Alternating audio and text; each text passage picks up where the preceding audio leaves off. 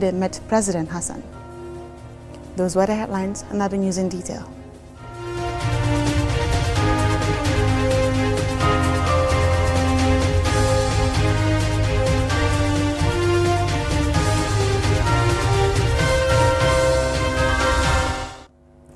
Attendees on Saturday honored the legacy of legendary Gambian footballer Alhaji Mamadou Njie, formerly known as Biri Biri, during the 9th Stake in the Nation Forum organized by GK Partners in partnership with the Office of the President. And Sumane Sonyasi was at the event, and he now reports. The event highlighted the life and lasting legacy of Biri Biri, emphasizing the valuable lessons his distinguished career offers to young Gambians, particularly in advancing sports tourism. The 9th Stake in the Nation Forum also marked the launch of the Biri Biri initiative on sports and tourism, an upcoming project aimed at promoting Gambian tourism internationally, with a particular focus on Spain, where Biri Biri achieved prominence and legendary status as a player for Sevilla FC. In his presidential address, Vice President Mohamed B.S. Jallow highlighted the government's recognition of the Gambian diaspora's crucial role in promoting Destination Gambia and boosting foreign exchange and investment. He also urged Gambian youth to follow Biri Biri's example, praising his life as one of patriotism, excellence and unwavering dedication to national service. Diaspora expertise fills skills gaps, strengthening public sector performance and build networks that can unlock partnerships for investment, trade and development. I therefore encourage diaspora professionals to deepen their involvement not only in public service but also in productive initiatives that create wealth and employment across the country. Professor Jibril Fall, director of GK Partners, reflected on Biri Biri's journey from childhood to professional football, emphasizing the discipline, resilience and ambition that underpinned his success, and urged young Gambians to adopt these values in their own lives. Representing the Central Bank of the Gambia, Ida Faye highlighted the critical role of diaspora remittances in driving investment, foreign exchange inflows and household welfare. She revealed that remittances channeled through formal systems reached $874.05 million in 2025, representing a growth of over 30% compared to the previous year. His Excellency the Vice President led the delegation when we went to Spain. It was mind-boggling. In the preparations, I worked with the historian of the crop to see the memorabilia they hold on him, the story. This is a man who's gone to a place that Gambians were not known, and he became a child of the place. Tourism and Youth and Sports Ministers Abdullah Job and Bakari Baji, professional footballer Bokar Steve Trawale, GFF President Lamin Kababajo, and Spanish Embassy Charge d'Affaires Violeta Insa Sandoval highlighted sports' untapped potential as a driver of tourism and economic growth, while honoring Biri Biri's outstanding contributions to Gambian and international football. I therefore call on everyone, government, ministries, the private sector, civil society, our brothers and sisters in the diaspora to deepen the collaboration for the benefit of the present and future generations. Biri Biri joined civil in 1973, and although he left the club in 1978, he is still loved and celebrated as a local hero. As recent as 5th of October 2025, a light poster of his image was displayed by fans in the stadium. As the CEO of PSD Galaxy Football Club, a team competing in the Gambian National League, I am heavily investing in developing Gambian talents and creating opportunities for them to play professional football. It's been 3 years since the team was founded, and so far we've transferred 17 kids professionally. So if we are able to attract more tourists in this month, more opportunities, more employment in the sector will be created. We need tourists, not only in the high season. This is precisely the aim of the Biri Biri initiative that has been mentioned before, to promote more Spanish tourists to come to the Gambia. The forum featured a series of panel discussions on topics including innovation and financial services, as well as strategies for optimizing productive sectors, reinforcing the broader development focus of the Stake in the Nation Forum. Answane Sonyasi for KTV News. The Gambia's Foreign Minister Seri Modunjai put forward the Gambia's position at an extraordinary session of the Emergency Council of Foreign Ministers on the situation in the Republic of Somalia, which got underway today. More in this report by Dietary. Current Secretary General of the Organization of Islamic Cooperation (OIC), Hissène Brahim Tah of Chad, set out the non-negotiables around Somalia and Somaliland. His statement included three elements. Firstly, that Israel's so-called recognition of Somaliland is a flagrant violation of international law and is a form of aggression as well as a regional threat. Secondly, that this meeting intends to send a clear political message of unity among member states, that there needs to be diplomatic escalation and international commitment to an international system based on the respect for sovereignty of states. Thirdly, that there are Islamic constants relating to both Palestine and Somalia. He emphasized the need to support the OIC's unwavering support for the rights of the people of Palestine in the face of occupation. Finally, he says there must be a commitment to confronting the challenges of occupation at political, legal, and on-the-ground levels. At the meeting, here is some of what the Gambia's Foreign Minister, Seri Modunjai, had to say about these matters. Excellencies, this emergency session reflects the seriousness and the urgency with which our organization views the grave development affecting the Federal Republic of Somalia arising from the recent and unlawful action by Israel, the occupying power purporting to recognize the so-called Somaliland as an independent state. Allow me to state clearly and categorically and unequivocally that the Gambia, together with all member states of the Organization of Islamic Cooperation, strongly condemns and firmly rejects this illegal and provocative act. Excellencies, in this regard, the Gambia calls upon all states and international and regional organizations to reject unequivocally any form of recognition or engagement that legitimizes socialist entities in Somalia. The meeting aims to formulate a unified Islamic position regarding these developments and to reaffirm unwavering support for Somalia's sovereignty and territorial integrity in accordance with international conventions and the relevant OIC resolutions. For QTV News, I am Dietary. The Turkish Embassy in the Gambia has today convened its annual press briefing with members of the media aimed at taking stock of activities carried out in 2025 and outlining key projections and expectations for Turkish-Gambian bilateral relations in 2026. More in this report. Addressing journalists, Turkey's ambassador to the Gambia, His Excellency Turka Oba, highlighted the strong and growing partnership between the two countries, particularly in development cooperation.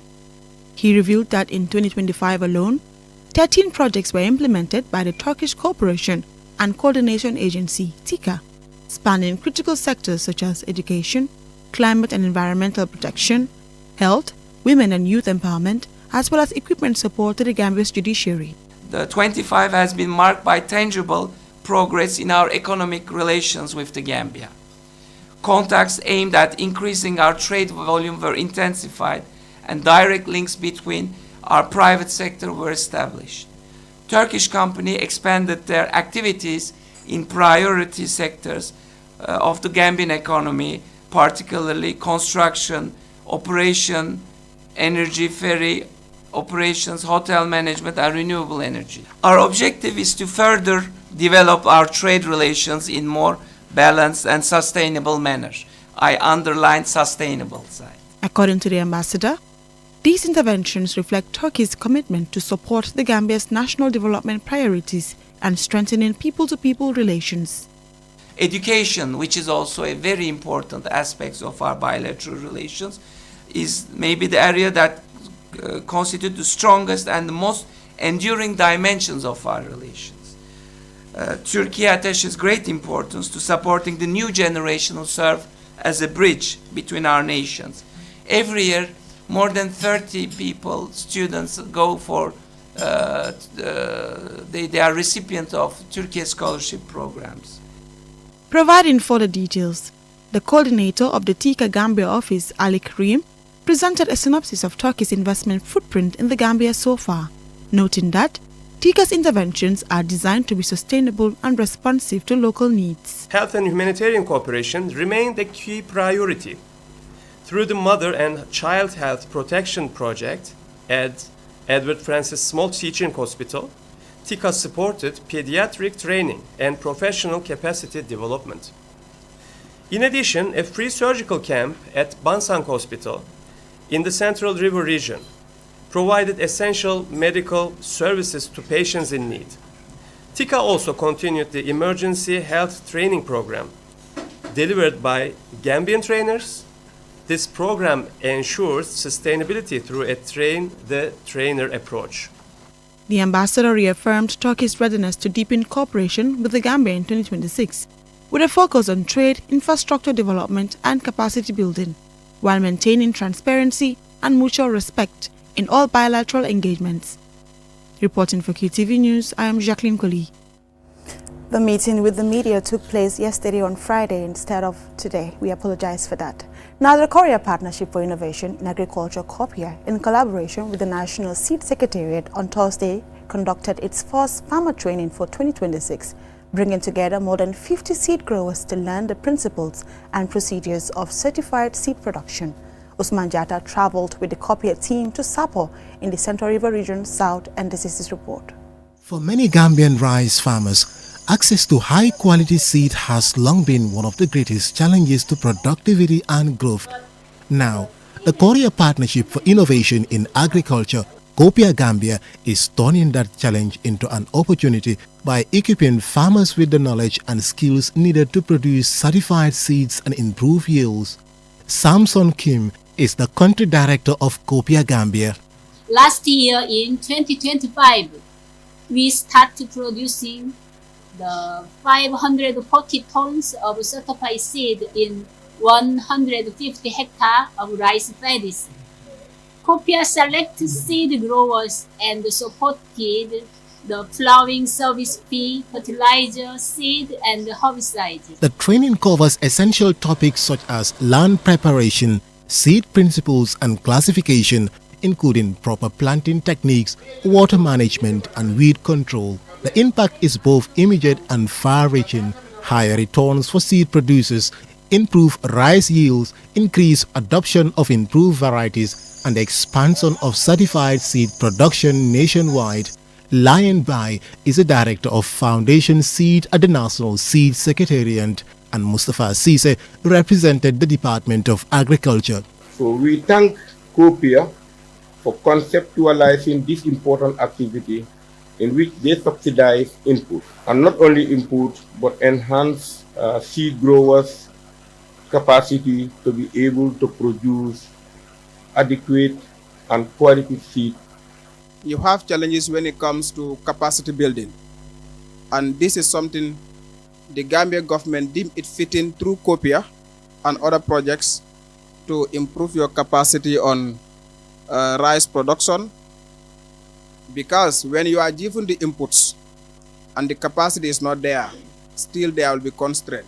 Looking ahead to 2026, KOPIA Gambia plans to cultivate 200 acres of certified rice while providing farmers with free fertilizers, herbicides and pesticides.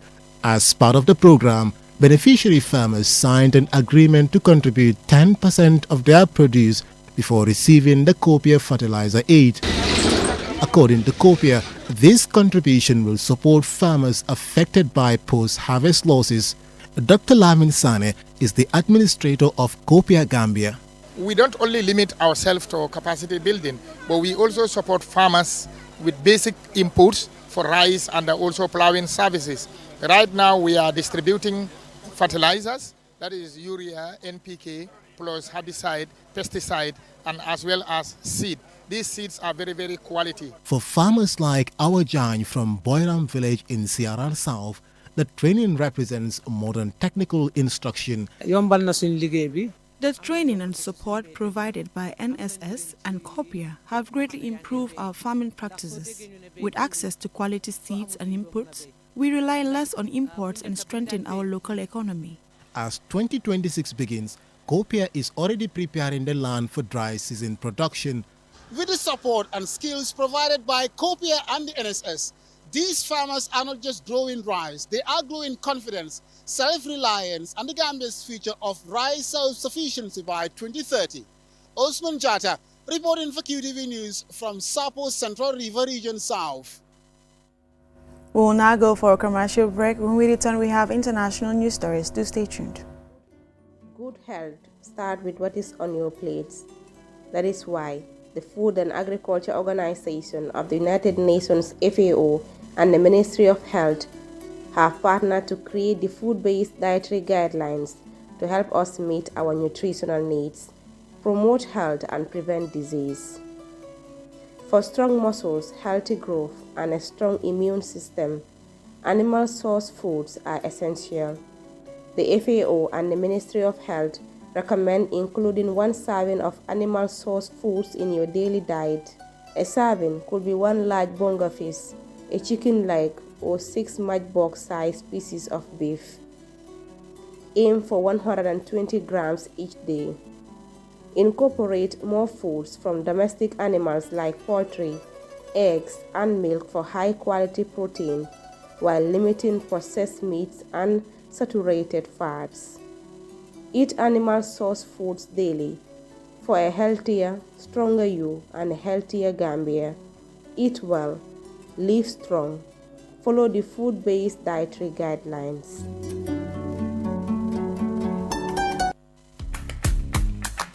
Browse with us. QCell brings you a promo like never before. Get unlimited internet for just $25. Yes! Recharge $25 and enjoy the convenience of free internet from 1 a.m. to 6 a.m. every day with our Browse with Us promo. With this amazing offer, you can browse, stream, and download all your favorite movies for free. So why wait? Recharge $25 today and enjoy free internet only with QCell between 1 a.m. to 6 a.m. For more information, call customer care on 111. QCell, Senior Bus, we innovate, others follow. Terms and conditions apply.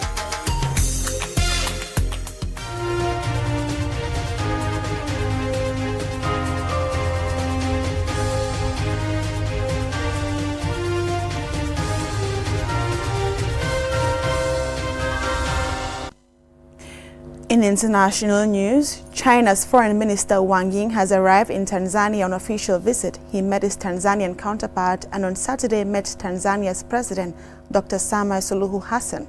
This is the part of Foreign Minister Wang Yi's annual Africa tour and underscores the strategic importance China places on Africa. CGTN's Isaac Lucando tells us more. We are in the building where the Foreign Minister Wang Yi just concluded talks with his counterpart, Mahmoud Kombo. It's been a busy afternoon after he arrived at around 2:30 local time, met with his counterpart. They've had a private session together, but they also had a combined session with dignitaries from both sides, from Tanzania and from China. They've hashed out some issues, and we've just come from a presser where they have briefed us on some of the agreements, but top of the agenda here is to reinforce the good relations that these two countries have had for the last 60 years. According to the itinerary, he was supposed to arrive today. He did arrive, and they did have those discussions. We were fortunate to be able to walk in one of those meetings. We saw the finance minister, the Tanzanian finance minister present, the planning and investment minister here, the transport minister also present here, with their Chinese counterparts, hashing out some issues. Of course, big on the deal that was made recently in November last year, the $1.4 billion that was signed, or rather China was willing to give Tanzania and Zambia to be able to revitalize the Tanzania-Zambia railway. That was also one of the things that was talked about, and many ways of improving the relations between the two countries, and also improving trade between the two countries. So the expectation is that after today, tomorrow the foreign minister will be able to pay a courtesy call to the president, Samia Suluhu Hassan, and they'll be able to pass on, the Chinese foreign minister will be able to pass on a message from the Chinese president to her counterpart, to his counterpart here in Tanzania. And so hopefully we'll be able to hear maybe a message along the same lines of continued camaraderie between these two countries that have been together for quite a while. The visit comes on the 50th anniversary of the Tanzania-Zambia Railway. Taking you back to 1971, Tanzania helped China get into the UN, get recognized by the United Nations, and then at the same time, China was the first development partner of Tanzania, helping it to build this railway that now serves between Tanzania and Zambia, and they've put in another $1.4 billion to be able to revitalize this crucial railway that, of course, on one hand will be able to help a lot of Tanzanians and Zambians go to and fro, but then there's also a lot of goods that are traveling between these two countries. But also essentially China will be able to access some of the copper reserves that Zambia has. And at the end of the day, the foundation of the relationship, as discussed today, was briefed to us by both parties, is that it's a mutual relationship, a win-win situation where China wins and Tanzania wins. And so this has been demonstrated here. You're seeing it even in terms of business. The bilateral trade in 2024 was $8.8 billion, and it is expected to go up to $12 billion this year. That's what they're gunning for. You're talking about 343 projects registered, Chinese-led projects registered in Tanzania last year. And these ones brought in about $3.1 billion. And you expect as well 82,000 jobs to be created from that. And so as defined by the two foreign ministers, is that this is a mutual relationship between the two countries, and you've seen it in the growing bilateral trade year after year. So definitely a crucial stop for the foreign minister, the Chinese foreign minister, and both sides, as we saw today, are expecting that this relationship can only grow stronger. Also in international news, blessed with fertile land and fresh produce all year round, Uganda is often referred to as East Africa's food basket.